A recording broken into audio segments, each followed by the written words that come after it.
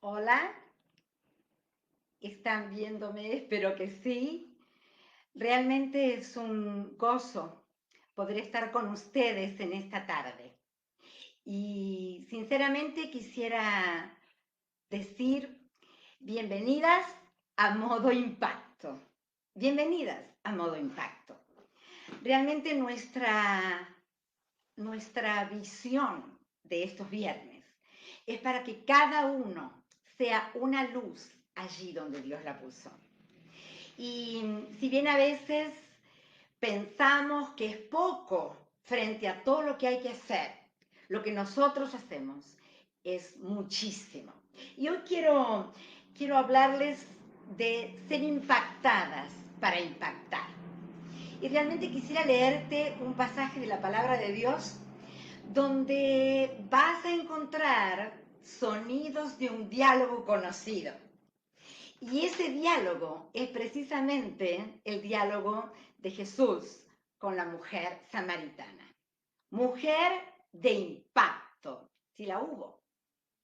Esta mujer fue de gran bendición para su ciudad, para su región, pero la verdad no pensó en serlo. El tema es el encuentro con Jesús. Y allí, por Juan capítulo 4, que ya vamos a ir, el tema no es ni la samaritana ni Jesús. El tema es el agua. ¿Cómo? Sí, el tema es el agua. Y yo quiero explicarte y profundizar un poquito, unos minutos nada más, para que nos demos cuenta que ahí hay un tema de esencia y no de religión.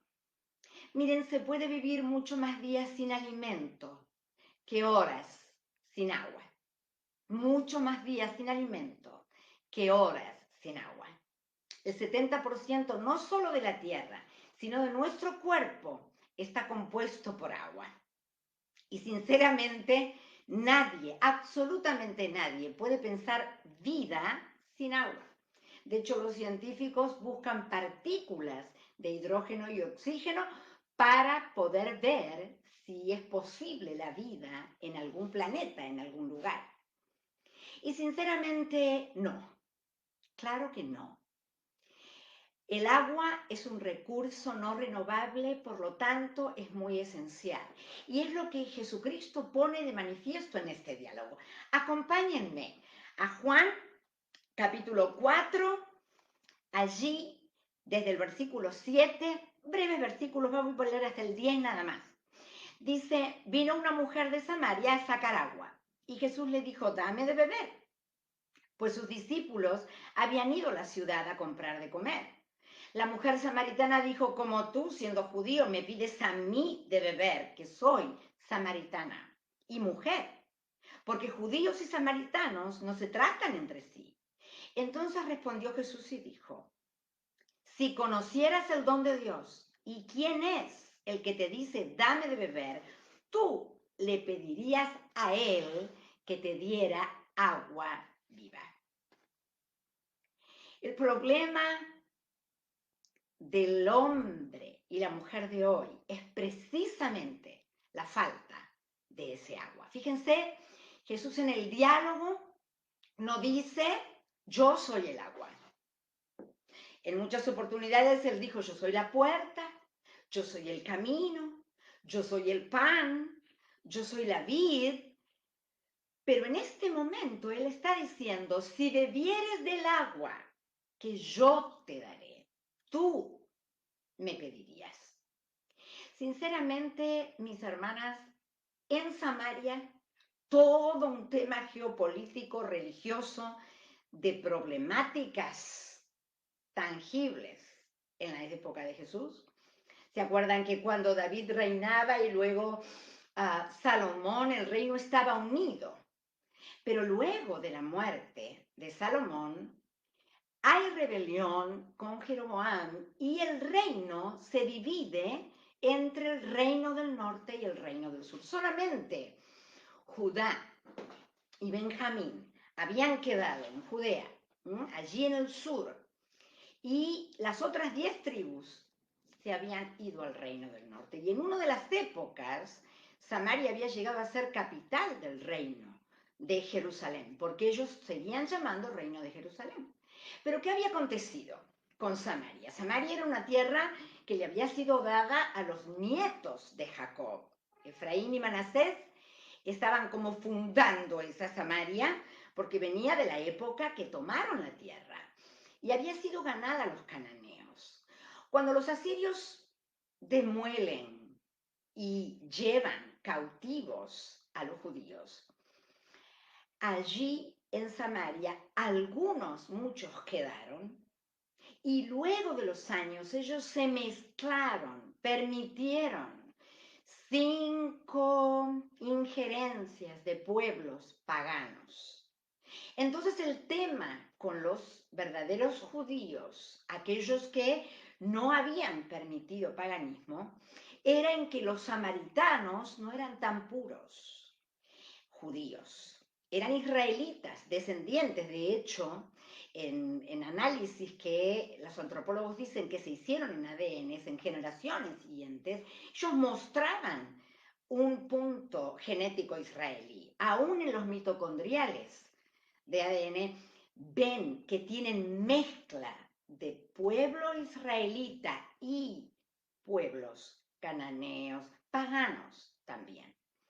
Entonces, qué increíble que esta mujer que va, como todos sabemos, a una hora donde no hay mucha gente, porque era una mujer juzgada por su condición, ella intenta el diálogo con Jesús sin saber con lo que se iba a encontrar. Y el mismo diálogo lleva al principal problema de esta mujer. En el versículo 20 lo ves. En ese versículo ella muestra cuál era su problema.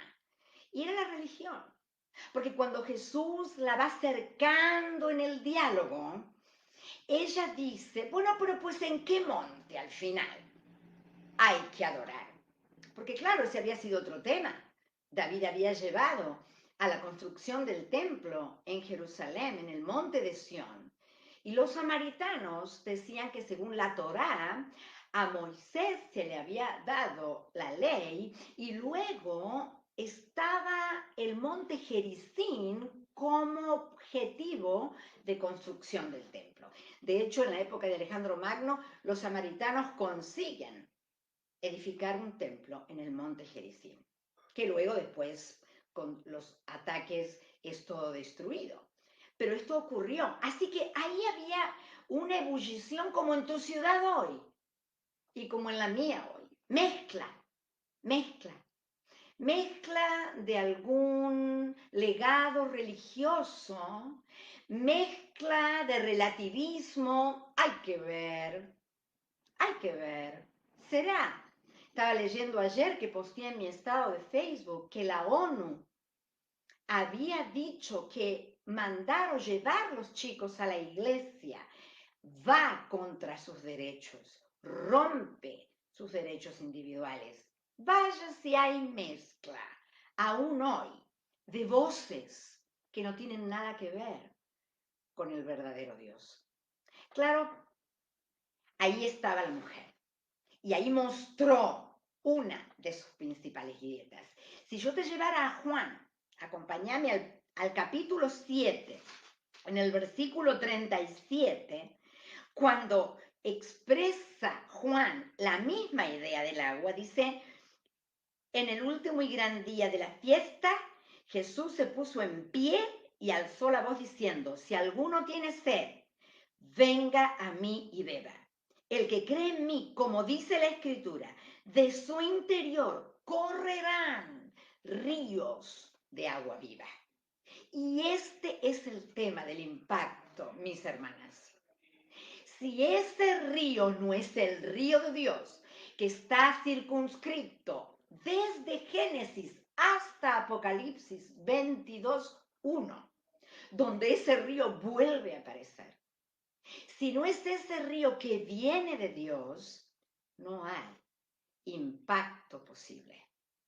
Porque no tiene que ver con lo que tú pienses, ni mucho menos con lo que tú hagas.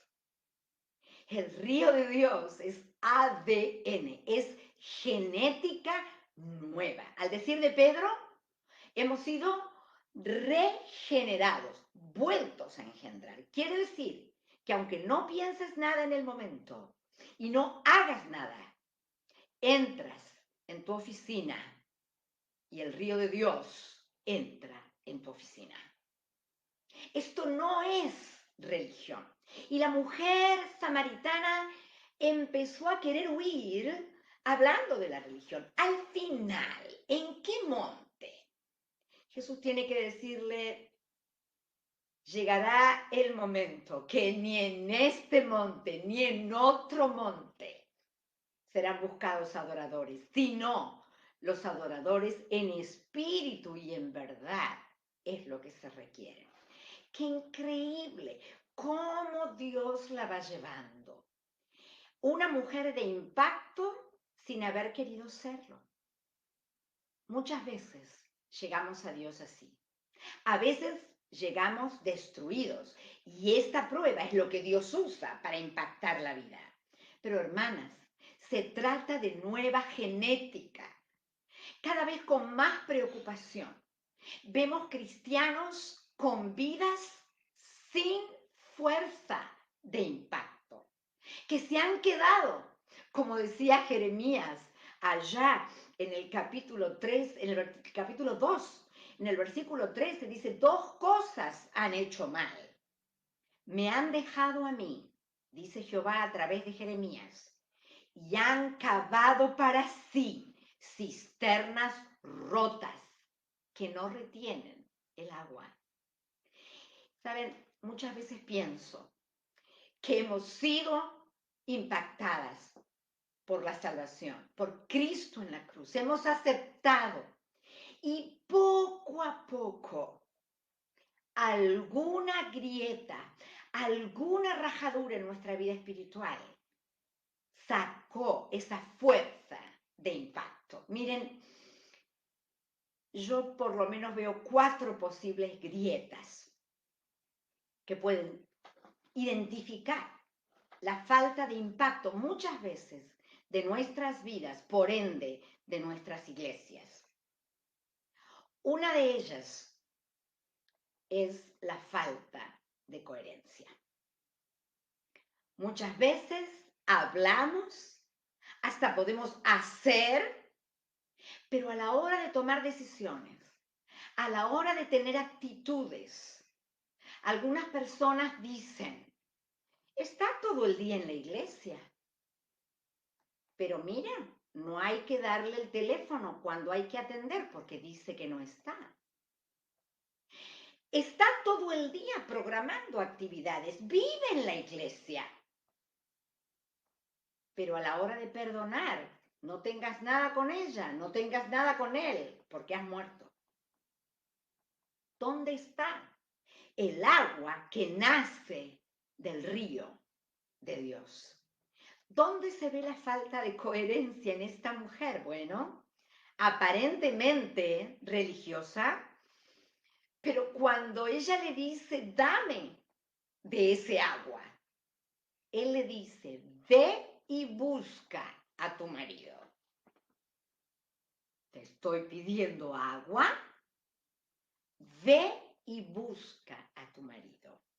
Y ella rápido dice, no tengo. Bueno, bien dices, porque 5 maridos has tenido y con el que ahora vives no es tu marido. ¿Cuántas veces esa congruencia, esa coherencia está faltando en la vida de las personas? Tomamos decisiones, hacemos negocios que no son compatibles con la santidad. Y la santidad, permítanme, no se hace.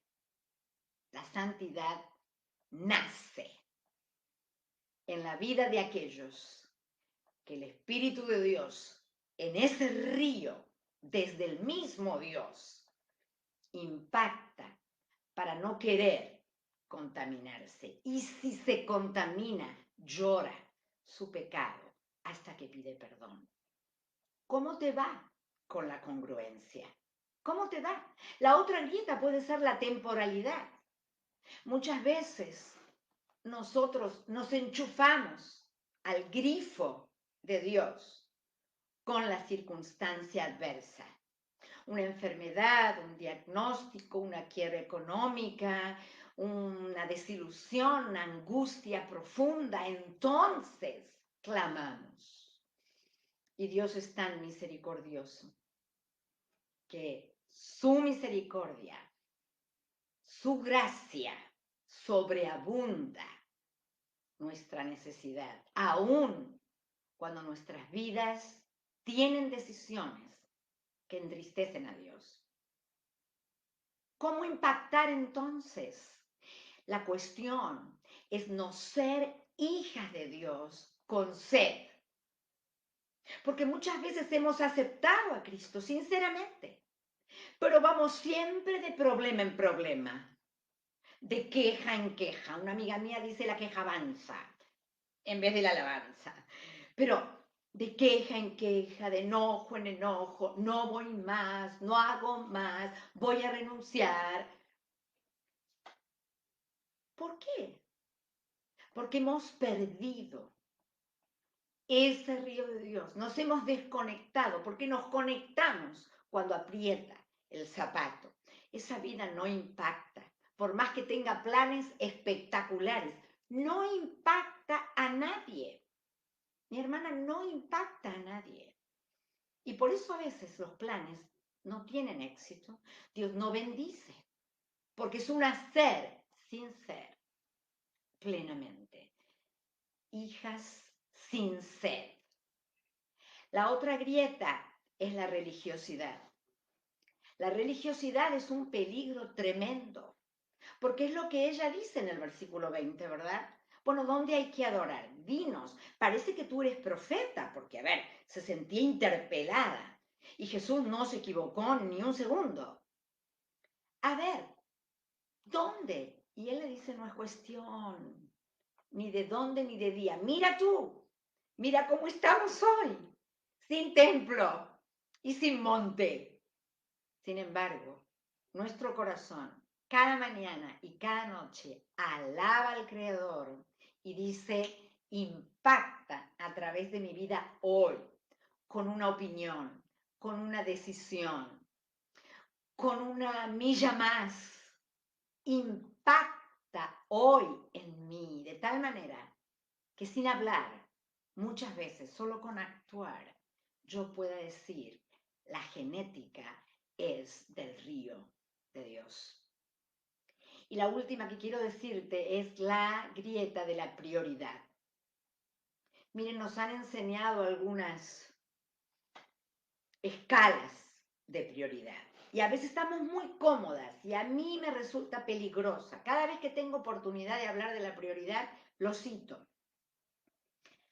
Dios en primer lugar, luego la familia, luego la iglesia y luego todo lo demás, mi trabajo, vocación. Y a veces en Dios, en primer lugar, es el domingo, si tengo algún ministerio, mi ministerio, el diezmo, no faltar, ayudar, estar en la calle, cumplir. Pero yo elijo mis amistades, los libros que leo, los lugares que voy, las palabras que digo. Entonces a mí me gusta una idea que mi esposo me enseñó y es muy sabia. Dios no está primero, aunque lo busques primero y todo lo demás venga después. Dios es el centro. Imagina una bicicleta, la rueda y su eje. Todos los rayos pasan por el eje de esa bicicleta, de esa rueda. ¿Qué es? Dios. Dios tiene todo en su mano cuando tú le das tu vida. Dios es ese eje por donde pasa tu ministerio, por donde pasa tu vida de iglesia, por donde pasa tu familia, tu matrimonio, tus proyectos, tus vacaciones, tus libros, tus momentos de ocio, tus amistades. Todo es centro, no es ahí. Siempre cuento que por muchos años, casi más de 20, fuimos a Brasil de vacaciones. Y bueno, uno aprende el idioma de tanto ir. Pero había algo que movía mi corazón y me inquietaba terriblemente. Cuando íbamos a la punta de la playa donde estábamos, donde salía un río al mar, y habían edificado un altar de la Virgen Negra, la Virgen de los Navegantes. Y cuando las personas, haciendo la caminata de la playa antes de su baño de mar o después, iban a esa esquina y quedaban inmóviles. Algunos hablaban, algunos les llevaban flores, otros ponían tortas, tantas cosas. Y yo le decía a mi esposo, tantos años viniendo aquí, yo no puedo irme otro año más sin decir nada.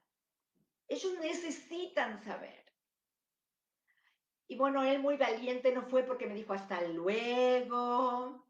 No, no, bueno, no voy a hacer hoy, pero no seas cobarde. Al día siguiente, puse un short blanco, una remera, un gorrito blanco y fui con una agenda y una lapicera. Y me paré como a 20 metros de donde ellos estaban, respetando su momento. Y al irse, yo quise hacer una encuesta. En portugués se dice pesquisa. Entonces, cuando alguien pasaba y quería mi encuesta, yo le preguntaba cuál es su nombre, sus datos, si era casado, dónde vivía. Tenía que hacerlo lo más real posible. Y quería de veras ver qué pensaban las personas. Y entonces, mi pregunta era una sola, después de los datos. Solo tengo una pregunta. ¿Quién es Jesús para você? ¿Quién es Jesús para ti? Jesús é tudo. Tudo? E por que você vem aqui para falar com a Virgem? Se ele é tudo, que é a Virgem? Si es todo, ¿por qué venís acá a hablar con la Virgen? La Virgen fue excelente, la mejor mujer, pero ¿por qué estás acá? Claro, cada uno me daba su explicación diferente, ¿no? Mi mamá, como era pequeñina, enseñó para mí, me enseñó mi mamá desde pequeña a amarla y con mucho respeto estuve allí casi una hora. Y todos decían que su prioridad era Jesús, pero en realidad no podían fundamentar la respuesta. Algunos se fueron pensando y yo feliz, porque dije, libre soy de la sangre de esta gente. Porque, a ver, no puede ser. Una cosa es respetar, pero yo quería saber qué pensaban. Y con muchos pudimos hablar, no con tantos como hubiera querido. Y significó simplemente una estadística. ¿Qué quiero decirte con esto? Que podemos ser hijas de Dios con mucha prioridad, con mucha celeridad en el momento de la prueba, con mucha religiosidad y ministerios, pero con falta de congruencia. Decimos y hacemos, pero nos falta la plenitud de Cristo, ese río. ¿Y qué pasó con esa mujer? Esa mujer no había recibido el Espíritu Santo, pero se había encontrado con Jesús, con la deidad en la persona del Hijo. Tanto fue su impacto en ella, de tal manera fue impactada que dejó el cántaro.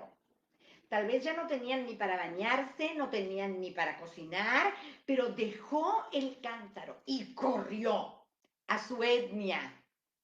¿Cómo que etnia? Claro, allí había mezcla con paganos. Y vaya si son etnias con las que tenemos que interactuar hoy. No solamente el pueblo originario que ha dado inicio a una comunidad ancestral que luego fue colonizada, fundada y organizada, sino que tenemos muchas otras etnias, aquellas que piensan tan diferentes, aquellas que no solo tienen un brujo que cura, como en algunas comunidades indígenas, sino que tienen pensamientos que las están matando, porque aún con grandes banderas tienen grandes vacíos. ¿Cómo estás impactando? Mujer bautista de América Latina, del norte de los Estados Unidos, del sur de los Estados Unidos, ¿cómo estamos impactando hoy? Sin impacto propio no hay impacto posible. Puede haber aquel primer encuentro donde decidimos ser salvas, pero no hay ese río que fluye para el que no tenemos que hacer ningún esfuerzo. Miren, los proyectos que estamos dando a conocer, creo que el lunes Lili va a poner el proyecto, nuestra hermana Dora va a tener allí un videíto que va a mandar a Ubal con el proyecto que han hecho. Pero estamos pidiéndoles a todas las vicepresidentas que le pidan a ese Dios, a ese que las regeneró, ideas, misión, proyecto nuevo en su etnia originaria o en su etnia social, con tantos cambios que alejan del verdadero Dios. Que pidan.